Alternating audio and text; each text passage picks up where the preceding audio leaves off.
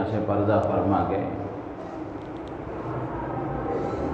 اور بھی بہت سارے واقعات، بہت سارے حالات سیرت کے ایسے ہیں جن کا تعلق ماہ ربیع الاول سے ہے۔ تو اس لیے اس مہینے میں رسول اللہ صلی اللہ علیہ وسلم کا تذکرہ کیا جاتا ہے، آپ کا ذکر خیر کیا جاتا ہے، اور ہونا چاہیے۔ لیکن یہ بات یاد رکھیں کہ حضور اکرم صلی اللہ علیہ وسلم کا ذکر دو طرح کا ہے، ایک ذکر لسانی ہے اور ایک ذکر عملی ہے۔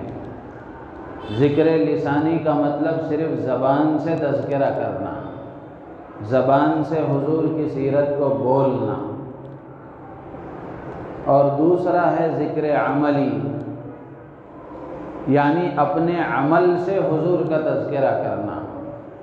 عمل سے حضور کا تذکرہ کرنے کا مطلب یہ ہے کہ اپنے آپ کو حضور جیسا بنا کر لوگوں کے سامنے پیش کرنا۔ ذکر عملی اور ذکر لسانی، ان دونوں میں سب سے زیادہ جو مؤثر ہے وہ ذکر عملی ہے، یعنی آدمی اپنے آپ کو حضور کی سنتوں کا پابند بنائے، حضور کی شریعت پر عمل کرنے والا بنے، اپنے آپ کو حضور جیسا بنائے۔ یہ اصل تذکرہ ہے رسول اللہ صلی اللہ علیہ وسلم کا، اور یہ دلیل محبت ہے۔ اللہ کے نبی صلی اللہ علیہ وسلم کی سنتوں کو اختیار کرنا، آپ کی تعلیمات اور آپ کی ہدایات کے مطابق عمل کرنا، آپ کی شریعت کے مطابق زندگی گزارنا، یہ دلیل محبت ہے۔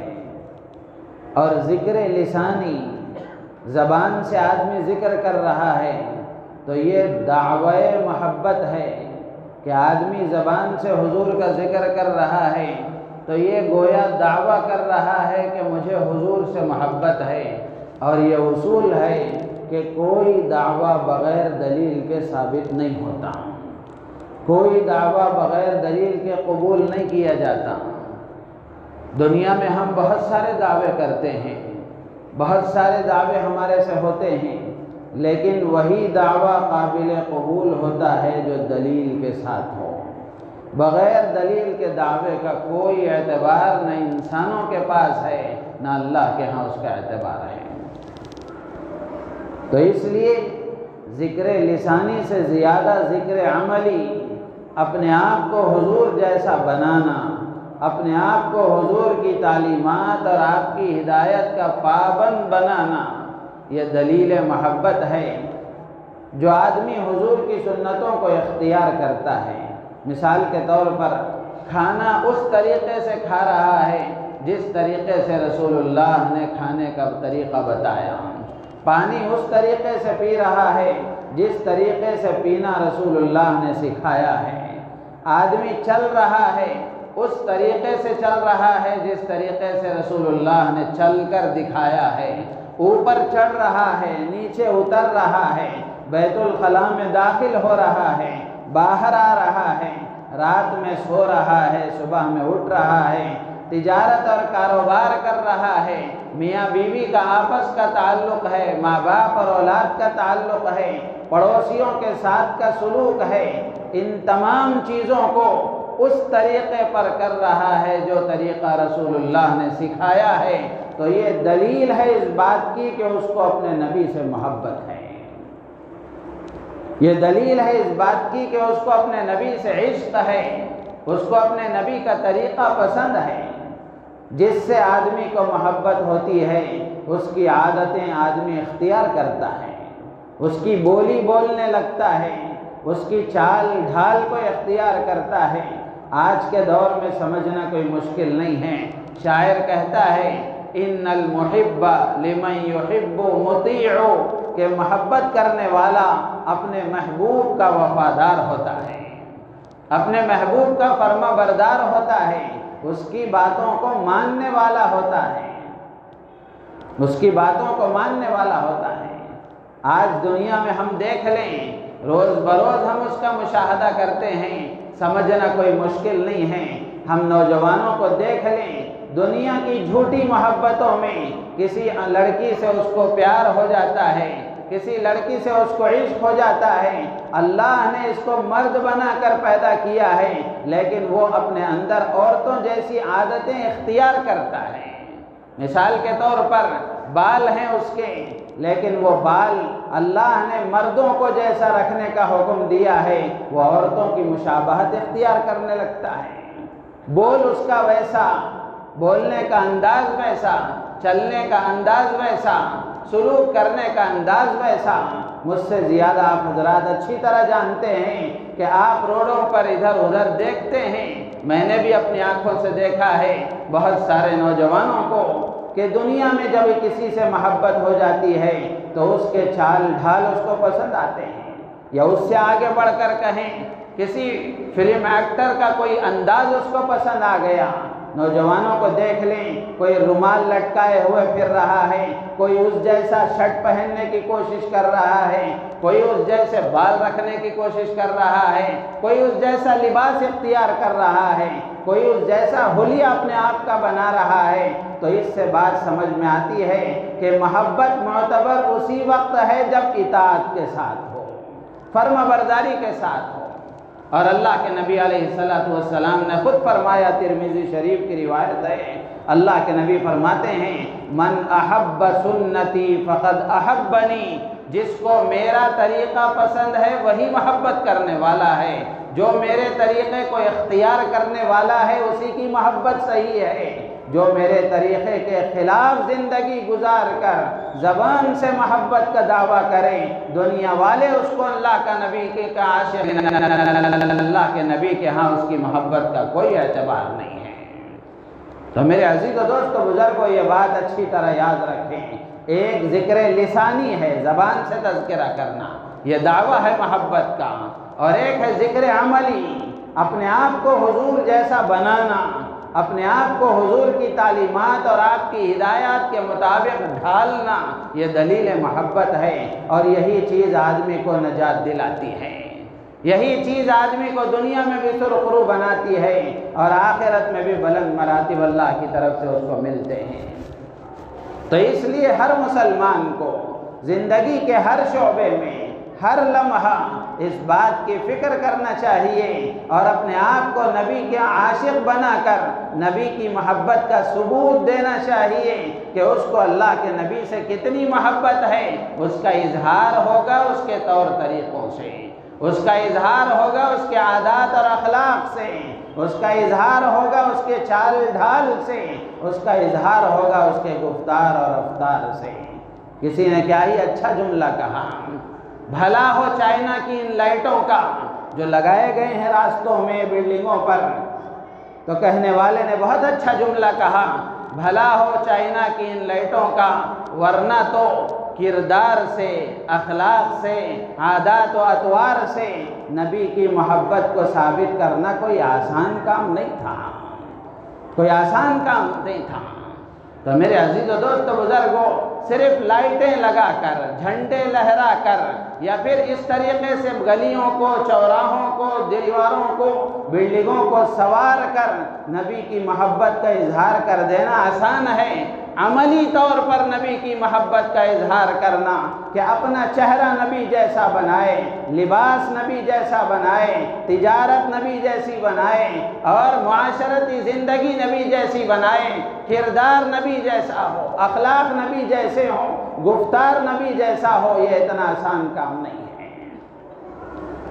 تو میرے عزیز و دوست و بزرگوں، اللہ کے نبی علیہ السلام سے محبت یہ آپ کی زندگی کو اختیار کرنے سے ثابت ہوتی ہے، آپ کا طریقہ اختیار کرنے سے ثابت ہوتی ہے کہ آدمی کو نبی کا طریقہ پسند ہو، نبی کی تعلیمات پسند ہو، نبی کی ہدایات پسند ہو، اور وہ اسی کے مطابق زندگی گزاریں۔ یہ میرے اور آپ کی بات نہیں ہے، جس نبی سے محبت کا ہم دعویٰ کر رہے ہیں وہی نبی کسوٹی بیان کرتے ہوئے کہتے ہیں طریقہ پسند ہے، طریقے پر عمل کر رہے ہو تو محبت کا اعتبار ہے، ورنہ صرف زبان کے دعوے سے کچھ نہیں ہوتا۔ من احب سنتی فقد احبنی ومن احبنی کان معی فی الجنہ، ترمذی شریف کی روایت ہے۔ اللہ کے نبی فرماتے ہیں جس کو میرا طریقہ پسند ہے، پسند ہے کا مطلب یہ ہے کہ آدمی نبی کے کھانے کا طریقہ یہ تھا، یہ اچھا ہے، لیکن میں اس کو اختیار نہیں کروں گا، دوسرا اختیار کروں گا، تو کیا یہ محبت ہے؟ شادی کرنے کا طریقہ نبی نے ایک بتایا، ہاں یہ اچھا طریقہ ہے، لیکن میں اختیار اس کو نہیں کروں گا، دوسرے طریقے سے شادی کروں گا، کیا یہ محبت ہے؟ تو اللہ کے نبی فرماتے ہیں من احب سنتی فقد احبنی، جس کو میرا طریقہ پسند ہے وہی مجھ سے محبت کرنے والا ہے۔ میرے عزیز و دوست و بزرگوں، ہم نے کلمہ پڑھا ہے لا الہ الا اللہ محمد الرسول اللہ صلی اللہ تعالی علیہ وسلم۔ اس کلمے کے پڑھنے کا مطلب یہ ہے کہ آدمی اقرار کرتا ہے اللہ کی بارگاہ میں اس بات کا کہ اب زندگی میں حکم چلے گا تو اللہ کا چلے گا، گزاروں گا تو حکم اللہ کے مطابق گزاروں گا، اور طریقہ اختیار کروں گا تو رسول اللہ کا اختیار کروں گا۔ یہ اقرار ہم نے کیا ہے اللہ سے۔ کلمہ لا الہ الا اللہ پڑھنے کا یہ مطلب نہیں ہے کہ بندہ تو اللہ کا، طریقہ تو دوسروں کا، حکم کسی اور کا، یہ ایسا نہیں ہے۔ ہم مسلمان ہیں، اللہ کے نبی علیہ السلام نے زندگی کے ہر شعبے کے مطابق ہدایات دی ہیں۔ ہماری خوشی بھی نبی کے طریقے کے مطابق ہوگی، ہمارا غم بھی نبی کے طریقے کے مطابق ہوگا۔ ایسا نہیں ہے کہ خوشی منانے میں ہم آزاد ہیں، غم منانے میں ہم آزاد ہیں۔ خوشی کے طریقے بھی نبی نے بتائے، غم کے طریقے بھی نبی نے بتائے۔ اللہ کے نبی علیہ السلام سے وفاداری کا حق یہ ہے کہ آدمی خوشی میں بھی نبی کا طریقہ اپنائے، غم میں بھی نبی کا طریقہ اپنائے، غم میں بھی نبی کا طریقہ اپنائے۔ تو اس لیے 2 جمعہ سے آپ حضرات کے سامنے ایک حدیث میں نے عرض کی ہے، شروع کیا ہے، حضرت ابو ذر غفاری رضی اللہ تعالیٰ عنہ کی، اس کا تعلق ذکر عملی سے ہے۔ آپ کی تعلیمات ہیں جن کو اگر ہم اختیار کریں گے، اس کے مطابق عمل کریں گے، وہ ہمارے لیے دلیل محبت ہوگی، اللہ کے نبی سے محبت کا ثبوت ہوگا۔ یہ اللہ کے نبی علیہ السلام سے محبت ہے، آپ سے عشق ہے، آپ سے تعلق ہے، اسی لیے تو آپ کے طریقے کو اختیار کیا ہے، اسی لیے تو آپ کی ہدایات پر عمل کر رہا ہوں۔ تو اس لیے میرے عزیز و دوست و بزرگوں، زندگی میں ہمیشہ ہم یہ بات یاد رکھیں کہ کسی میں بھی ہم آزاد نہیں ہیں، نہ خوشی منانے میں آزاد ہیں، نہ غم منانے میں آزاد ہیں، کسی میں بھی ہم آزاد نہیں ہیں۔ ہم پابند ہیں اللہ کے حکم کے، اور پابند ہیں رسول اللہ کے طریقے کے۔ اگر اس کو چھوڑ کر ہم نے کوئی اور طریقہ اختیار کیا، اللہ نے فرمایا وَمَن يَبْتَغِي غَيْرَ الْإِسْلَامِ دِينًا فَلَن يُقْبَلَ مِنْهُ، جو اللہ کے حکم کے علاوہ، نبی کے طریقے کے علاوہ کسی اور کو دین سمجھ کر اختیار کریں، اللہ نے مہر لگا دی قیامت تک کے لیے، فَلَن يُقْبَلَ مِنْهُ، اس کی طرف سے اس کو قبول نہیں کیا جائے گا۔ اور آگے اللہ فرماتے ہیں وَهُوَ فِي الْآخِرَةِ مِنَ الْخَاسِرِينَ، وہ آخرت میں خسارہ اور نقصان اٹھانے والوں میں سے ہوگا۔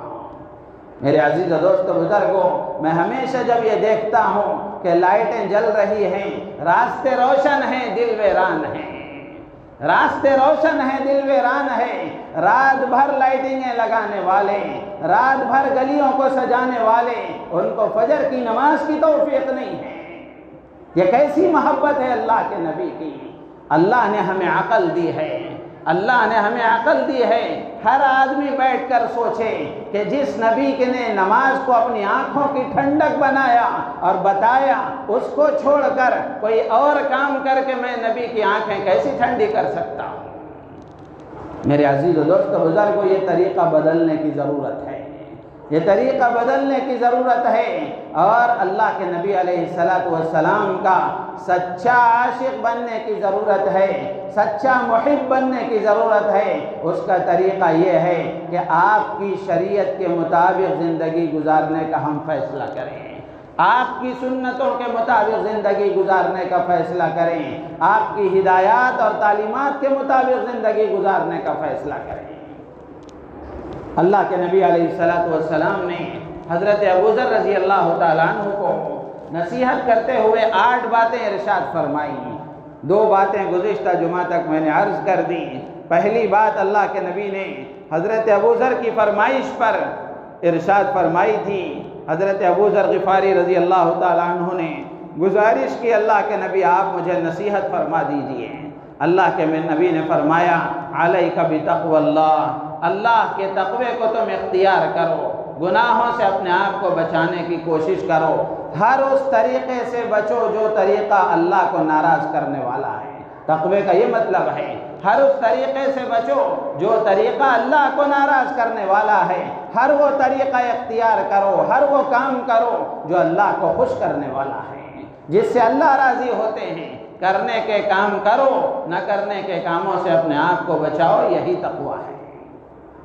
دوسری چیز اللہ کے نبی علیہ السلام نے فرمائی علیک بتلاوت القرآن و ذکر اللہ، کہ قرآن کی تلاوت کو لازم پکڑو اور اللہ کے ذکر کو، اللہ کے نام کو لازم پکڑو، کہ اللہ کے کلام کو اور اللہ کے نام کو، ان دونوں کو لازم پکڑو۔ اس کا فائدہ یہ ہوگا کہ زمین میں تمہارے لیے یہ نور اور روشنی ہے، اس کی روشنی میں تم زندگی گزارو گے تو منزل تک پہنچ جاؤ گے۔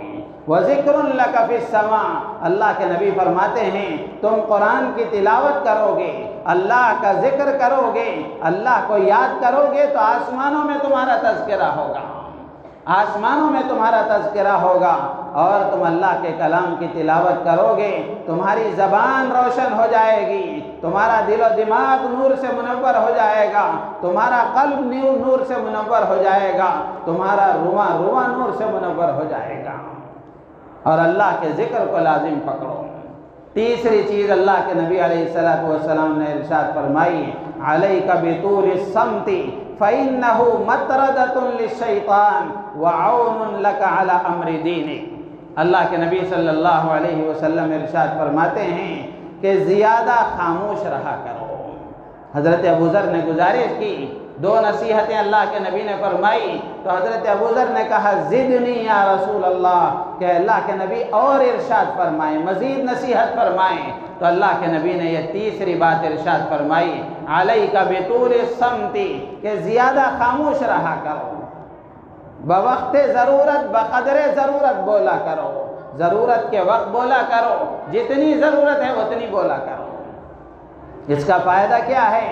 اللہ کے نبی صلی اللہ علیہ وسلم نے فرمایا فَإِنَّهُ مَطْرَدَةٌ لِلشَّيْطَانِ، زیادہ خاموش رہنا تمہیں شیطان کے حملوں سے بچاتا ہے، شیطان کے حملوں سے بچاتا ہے۔ وَعَوْنٌ لَكَ عَلَى أَمْرِ دِينِكَ، اور دینی کاموں میں تمہارے لیے مدد کرتا ہے۔ خاموشی یہ شیطان کے حملوں سے بچاتی ہے اور دین کے کاموں میں معین و مددگار ہے۔ اللہ نے انسان کے جسم میں ایک عضو ایسا بنایا ہے جس سے آدمی اپنے دل کی بات کا اظہار کر سکتا ہے، اپنے محسوسات کا، اپنے تجربات کا، اپنے مشاہدات کا اظہار کر سکتا ہے، وہ عضو زبان ہے، اور زبان بڑا عظیم الشان عضو ہے، بہت اہمیت کا حامل عضو ہے۔ اگر اس کو صحیح استعمال کیا جائے تو پھر اس کی وجہ سے آدمی دنیا میں بھی اس کا نصیبہ روشن ہو جاتا ہے اور آخرت میں بھی اللہ کے ہاں وہ بلند درجے پاتا ہے، اس کی عزت اور وقار میں اضافہ ہو جاتا ہے۔ شیخ سعدی رحمۃ اللہ علیہ نے فرمایا تا مرد سخن نہ گفت باشد عیب و ہنرش نہ ہفت باشد۔ فارسی زبان میں شیخ سعدی رحمۃ اللہ علیہ کی کتاب ہے، جب تک آدمی زبان سے کوئی بول نہیں بولتا اس وقت تک اس کا ہنر بھی چھپا ہوا ہوتا ہے، اس کا عیب بھی چھپا ہوا ہوتا ہے۔ جب زبان کھولتا ہے، زبان سے بولتا ہے تو اس سے معلوم ہو جاتا ہے کہ یہ کتنا اخلاق والا ہے، کتنا بد اخلاق ہے۔ تو زبان بڑا اونچا اور بڑا عظیم الشان عضو ہے، اس کو صحیح طریقے سے آدمی استعمال کرے گا تو دنیا میں بھی وہ کامیاب ہوگا اور آخرت کے بھی بلند درجے پائے گا۔ اور اگر خدا نخواستہ زبان کا غلط استعمال آدمی کرے گا، جھوٹ میں، غیبت میں، ادھر ادھر کی بیکار لایانی اور فضول باتوں میں، بے ضرورت باتوں میں بے موقع اگر زبان کا استعمال کرے گا تو اس کی وجہ سے آدمی کا وقار، اس کی عزت کم ہو جاتی ہے، اس کی عزت میں کمی آ جاتی ہے، اور غلط استعمال کی وجہ سے وہ جہنم کا ایندھن بن جاتا ہے۔ اللہ تبارک و تعالیٰ نے قرآن پاک میں شیطان کو انسانوں کا دشمن قرار دیا، ان الشیطان لکم عدو مبین، کہ شیطان تمہارا کھلا ہوا دشمن ہے، اور تاکیدی طور پر اللہ نے حکم دیا کہ شیطان سے بچو، شیطان کی اتباع سے اپنے آپ کو بچاؤ۔ تو اس سے بچانے کا طریقہ اللہ کے نبی علیہ السلام نے فرمایا کہ اپنی زبان کو قابو میں رکھو، زبان کا صحیح استعمال کرو۔ زبان کا صحیح استعمال آدمی کرے گا اور زیادہ خاموش رہنے کی عادت ڈالے گا تو اس کی وجہ سے آدمی شیطان کے حملوں سے محفوظ رہے گا، شیطان کے حملوں سے محفوظ رہے گا۔ ظاہر سی بات ہے، جب شیطان کے حملوں سے محفوظ رہے گا، غلط کاموں سے بچے گا، تو نتیجہ یہ ہوگا جو دوسری بات اللہ کے نبی نے فرمائی، وَعَوْنٌ لَكَ عَلَىٰ أَمْرِ دِينِكَ، دینی کاموں میں وہ تیرے لیے مددگار ہے خاموش رہنا۔ کیسے مددگار ہے؟ جب آدمی شیطان کے حملوں سے بچ گیا اور شیطانی وساوس سے محفوظ رہ گیا، زبان کے غلط استعمال سے بچ گیا، تو پھر وہ زبان سے آدمی اللہ کا ذکر کرے گا، اللہ کے کلام کی تلاوت کرے گا، اپنی زبان سے اچھی باتیں کہے گا، نیک باتوں کا لوگوں کو حکم دے گا، بری باتوں سے لوگوں کو روکے گا، وعظ و نصیحت کرے گا، زبان سے درود پاک پڑھے گا، اللہ کا ذکر کرے گا۔ تو اس طرح یہ زبان نیک کاموں میں استعمال ہوگی، اس کے دینی کاموں میں اس کے لیے معین و مددگار ہوگی۔ خاموشی کے بے شمار فوائد ہیں۔ اللہ کے نبی علیہ السلام نے حدیث میں فرمایا، من سرہ ان یسلم فلیلزم الصمت، اللہ کے نبی علیہ السلام فرماتے ہیں جو یہ چاہتا ہے، جو اس بات کو پسند کرتا ہے کہ وہ سلامتی کے ساتھ زندگی گزارے، تو اس کو چاہیے کہ وہ خاموشی کو لازم پکڑ لے، خاموشی کو لازم پکڑ لے۔ اس کا یہ مطلب نہیں ہے کہ جہاں بولنا ہے وہاں بھی آدمی نہ بولے، بلکہ جہاں آدمی کو بولنا ہے اور جتنا بولنا ہے، جیسا بولنا ہے ویسا آدمی ضرور بولے، بے ضرورت اور بے موقع ضرورت سے زیادہ بولنے سے آدمی اپنے آپ کو بچائے کہ اس کی وجہ سے سلامتی کے ساتھ آدمی زندگی گزارے گا۔ آج ہر آدمی چاہتا ہے کہ سلامتی کے ساتھ زندگی گزارے، تو سلامتی کے ساتھ زندگی گزارنے کا طریقہ کیا ہے؟ اللہ کے نبی علیہ السلام فرماتے ہیں کہ خاموشی کی عادت اختیار کرو، زیادہ خاموش رہا کرو، بے ضرورت زبان کو نہ کھولو۔ اس لیے کہ حضرت ابو درداء رضی اللہ تعالیٰ عنہ بہت بڑے صحابی ہیں جن کو حکیم الامت کہا جاتا ہے۔ حضرت ابو درداء رضی اللہ تعالیٰ عنہ فرماتے ہیں، الصمت حکم وقلیل فاعلہ، حضرت ابو درداء رضی اللہ تعالیٰ عنہ فرماتے ہیں کہ خاموشی حکمت ہے، لیکن اس حکمت کو اختیار کرنے والے بہت کم لوگ ہیں۔ فضول استعمال کرنا زبان کا، بے ضرورت استعمال کرنا زبان کا، یہ آدمی کی کم عقلی کی دلیل ہے، بے وقوفی کی علامت ہے، جس کے لیے اللہ کے نبی علیہ السلام نے ایک اور روایت میں ارشاد فرمایا، من صمت نجا، جو خاموش رہنے کی جگہ خاموش رہ گیا وہ نجات پا گیا، وہ نجات پا گیا۔ تو میرے عزیز و دوست بزرگوں، بولنے والا، زبان کا استعمال کرنے والا ہمیشہ خطرے میں ہوتا ہے، ہمیشہ خطرے میں ہوتا ہے۔ اس لیے کہ ایک بزرگ ہیں اللہ والے، وہ کہتے ہیں، یزید ابن حبیب رحمۃ اللہ علیہ، وہ کہتے ہیں کہ بولنے والا ان المتکلم لینتظر الزحمۃ لینتظر الفتنۃ، یزید ابن حبیب رحمۃ اللہ علیہ کہتے ہیں کہ بولنے والا فتنے کا انتظار کرتا ہے، وَإِنَّ الْمُنْصِتَ لَيَنزِلُ الرَّحْمَةَ لَيَنْتَظِرُ الرَّحْمَةَ، اور خاموش رہنے والا وہ رحمت کا انتظار کرتا ہے۔ یعنی آدمی جہاں اس کو زبان کا استعمال نہیں کرنا چاہیے اور زبان کو خاموش رکھنا چاہیے، ایسی جگہوں پر آدمی خاموش رہ جاتا ہے تو یہ اس کے لیے رحمت کا سبب ہے، کہ اس کے لیے رحمت کا سبب ہے، اور آدمی اگر ایسی جگہوں پر زبان کا استعمال کرے گا، غلط استعمال کرے گا، تو اس کے نتیجے میں آدمی پریشانیوں کا شکار ہو جاتا ہے، مصیبتوں میں مبتلا ہو جاتا ہے، آزمائشوں میں مبتلا ہو جاتا ہے۔ تو اس لیے خاموشی یہ بہت بڑا سبب ہے آدمی کے فتنوں سے بچنے کا۔ اسی لیے اللہ کے نبی علیہ السلام نے فرمایا ان اکثر خطایا ابن آدم، اللہ کے نبی صلی اللہ علیہ وسلم فرماتے ہیں کہ آدمی سے جو گناہ سرزد ہوتے ہیں، جو غلط اعمال نکلتے ہیں، تو آدمی کے گناہوں اور غلطیوں کا ایک بڑا حصہ اس کی زبان سے متعلق ہوتا ہے۔ اس کے زبان کے غلط استعمال کی وجہ سے آدمی گناہوں میں مبتلا ہو جاتا ہے۔ تو اللہ کے نبی علیہ السلام فرماتے ہیں کہ زیادہ خاموش رہا کرو، زیادہ خاموش رہا کرو۔ اور اللہ کے نبی علیہ السلام نے ایک اور روایت میں فرمایا کہ جب تم کسی آدمی کو دیکھو کہ اللہ نے اس کو دنیا سے بے رغبتی عطا فرمائی ہے، دنیا کا دھن نہیں ہے، دنیا کی حرص نہیں ہے، دنیا سے بے رغبتی اللہ نے اس کو عطا فرمائی ہے، اور کم بولنے کی صفت اللہ نے اس کو عطا فرمائی ہے، تو اس کے ساتھ رہو، اس لیے کہ اس کے پاس حکمت ہوتی ہے، اس کے پاس حکمت ہوتی ہے۔ تو میرے عزیز و دوست بزرگوں، آج زبان کے غلط استعمال کی وجہ سے نہ جانے کتنے فتنے کھڑے ہو جاتے ہیں، کتنے اچھے خاصے گھرانے اجڑ جاتے ہیں، کتنے رشتے ٹوٹ جاتے ہیں۔ زبان ہی کا تو کمال ہوتا ہے۔ اسی لیے حدیث میں اللہ کے نبی علیہ السلام نے فرمایا کہ جب صبح ہوتی ہے تو صبح میں جسم کے سارے اعضاء زبان سے یہ گزارش کرتے ہیں کہ اے زبان، اگر تو صحیح طریقے سے رہے گی، دن بھر تو صحیح طریقے سے رہے گی اور صحیح طریقے سے چلے گی تو ہم بھی سلامتی کے ساتھ رہیں گے، اگر تو ٹیڑھی ہو گئی تو پھر ہم بھی ٹیڑھے ہو جائیں گے۔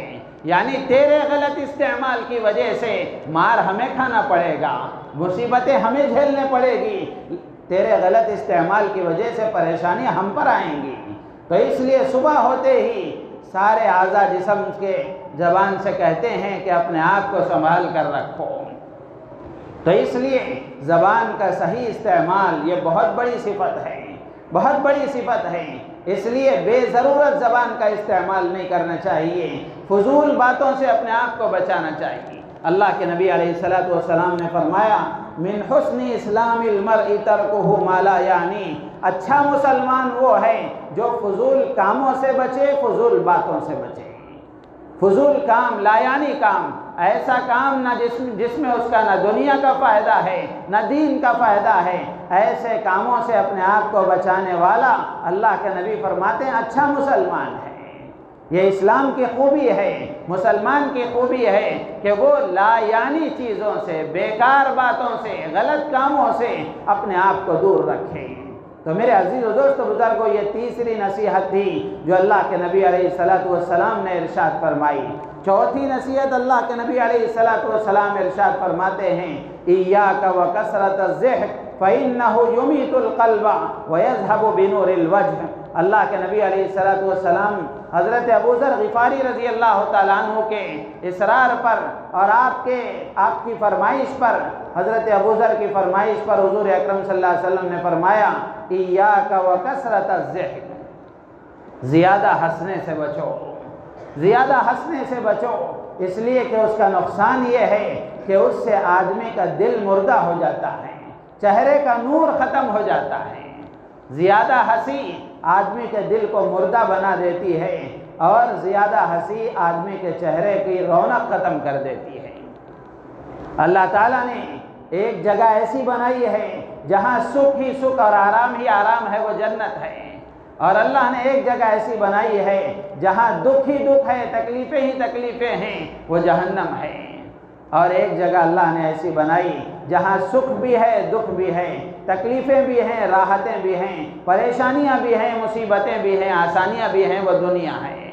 تو یہاں یہ فطری چیز ہے کہ یہاں پریشانیاں بھی آئیں گی، آسانیاں بھی آئیں گی، مصیبتوں کا سامنا بھی ہوگا، راحتوں کا سامنا بھی ہوگا۔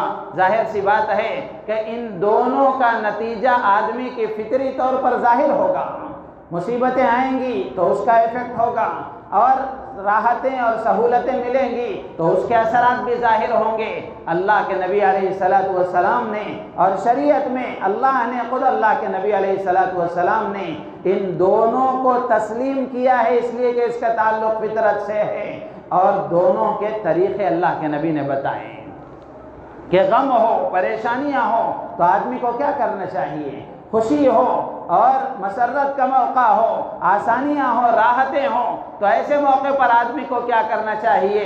شریعت نے دونوں چیزوں میں بھی رہنمائی کی ہے۔ تو میرے عزیز و دوست بزرگوں، مسکرانا اور ہنسنا یہ کوئی منع نہیں ہے، لیکن زیادہ ہنسنا منع ہے۔ پریشانیوں سے نجات کے لیے، مصیبتوں سے نجات کے لیے اللہ سے عافیت کی دعا آدمی کو مانگنا چاہیے، اس کے ساتھ ساتھ اپنا مزاج خوش و خرم رکھنا چاہیے، اس سے منع نہیں ہے۔ اس لیے کہ آدمی اگر خوش و خرم نہیں رہے گا، خوش طبعی کے ساتھ زندگی نہیں گزارے گا تو اس کی زندگی خوشگوار نہیں ہوگی۔ مایوسی یہ آدمی کی زندگی کے لیے بہت خطرناک چیز ہے۔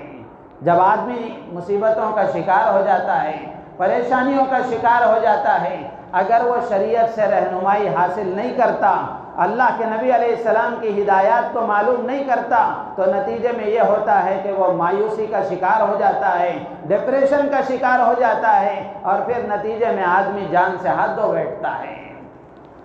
تو اس لیے اللہ کے نبی علیہ السلام کی سیرت کو دیکھا جائے، آپ کی زندگی کو دیکھا جائے، آپ کے طریقے زندگی کو دیکھا جائے تو آپ کی زندگی میں مسکرانا اور مسکراہٹ بھی آپ کے چہرے پر نظر آتی ہے۔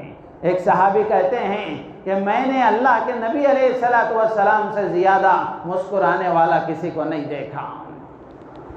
لیکن سوال پیدا ہوتا ہے کہ کب مسکرانا چاہیے، مسکرانے کی جگہیں، مسکرانے کا وقت بھی ہے۔ ایسا نہیں کہ آدمی تنہا چل رہا ہے، مسکرا رہا ہے تو لوگ لے جا کر اسے پاگل خانے میں داخل کر دیں گے اور اس کو سمجھیں گے کہ اس کا دماغ تھوڑا لوز ہے۔ تو مسکرانے کے اوقات ہیں، اس کے طریقے ہیں جو اللہ کے نبی نے بتائے ہیں۔ ایک صحابی کہتے ہیں اللہ کے نبی علیہ السلام کے بارے میں کہ میں نے جب سے اسلام قبول کیا ہے، اس کے بعد سے اللہ کے نبی علیہ السلام نے مجھے اپنی ملاقات سے کبھی نہیں روکا، یعنی جب بھی میں حضور کے پاس جانا چاہتا جا سکتا تھا، کوئی رکاوٹ نہیں تھی۔ اور وہ صحابی کہتے ہیں کہ جب بھی اللہ کے نبی نے مجھے دیکھا، مسکراتے چہرے سے دیکھا۔ تو اس سے معلوم ہوتا ہے ملاقات کے وقت میں کسی سے ہم ملاقات کر رہے ہیں، مسکراتے چہرے کے ساتھ ملنا یہ سنت رسول ہے۔ مسکراتے چہرے کے ساتھ ملنا چاہیے۔ بہت سے لوگوں کو ہم دیکھتے ہیں، وہ یہ سمجھتے ہیں کہ اگر مسکرائیں گے تو ان کا روگ ختم ہو جائے گا یا ان کے چہرے کی رونق ختم ہو جائے گی، جبکہ یہ سنت رسول ہے کہ کسی سے جب ملاقات کریں تو اس ملاقات کے وقت میں آدمی کو مسکرانا چاہیے۔ دوستوں کی محفل ہے، رشتہ داروں کے ساتھ بیٹھے ہیں، گھر والوں کے ساتھ بیٹھے ہیں، تو ایسے موقع پر اللہ کے نبی کا کیا طریقہ تھا؟ صحابی بتاتے ہیں کہ اللہ کے نبی علیہ السلام کے صحابہ آپس میں مل بیٹھتے، اشعار پڑھتے یا زمانے جاہلیت کے کوئی احکام و کوئی امور ہوتے ان پر تبصرہ کرتے رہتے، تو اللہ کے نبی علیہ السلام ہنسنے کی کوئی بات ہوتی، مسکرانے کی کوئی بات ہوتی تو آپ اس پر مسکرایا کرتے تھے۔ تو اس سے معلوم ہوا کہ دوستوں کی محفل میں، گھر والوں کے ساتھ کی مجلس میں، رشتہ داروں کی محفل میں آدمی کو مسکرانے کی چیزوں پر مسکرانا چاہیے۔ یہ آدمی کی روح کے خلاف نہیں ہے۔ اللہ کے نبی علیہ السلام مسکرایا کرتے تھے، لیکن مسکرانے کی بھی حد ہے، ہنسنے کی بھی حد ہے۔ صحابی کہتے ہیں اللہ کے نبی علیہ السلام نے اللہ کے نبی علیہ السلام کے بارے میں بتاتے ہیں کہ اللہ کے نبی مسکراتے تھے تو اتنا نہیں مسکراتے تھے کہ آدمی کھلا کر ہنسے تو اس کے جبڑے ظاہر ہو جائیں، اس کا حلق نظر آنے لگے۔ بہت سے ایسے بھی لوگ ہوتے ہیں جب وہ ہنستے ہیں تو ان کو دیکھ کر دوسروں کو ہنسی آ جاتی ہے۔ تو اس لیے میرے عزیز و دوست و بزرگوں، زیادہ ہنسنے سے منع کیا گیا، لیکن مسکرانا یہ سنت رسول ہے۔ اور بھی بہت ساری اس میں تفصیلات ہیں، وقت ختم ہو گیا۔ اللہ تعالیٰ سے دعا ہے اللہ تعالیٰ ہم سب کو ان باتوں پر عمل کی توفیق عطا فرمائے۔ حضور اکرم صلی اللہ علیہ وسلم نے یہ جو ہدایات دی ہیں، اگر ہم ان کو اپنی زندگیوں میں اختیار کریں گے، ہمارا دنیا کا بھی بھلا ہے، دنیا کا بھی فائدہ ہے اور آخرت کا بھی فائدہ ہے۔ اللہ تعالیٰ سے دعا ہے اللہ تعالیٰ ہم سب کو ان باتوں پر عمل کی توفیق عطا فرمائے، ہماری نیتوں میں اخلاص پیدا فرمائے اور ہم سب کو حقیقی اور سچا اور پکا عاشق بنائے، آپ کی سنتوں پر عمل کرنے والا بنائے۔ آمین۔ وآخر دعوانا الحمدللہ رب العالمین۔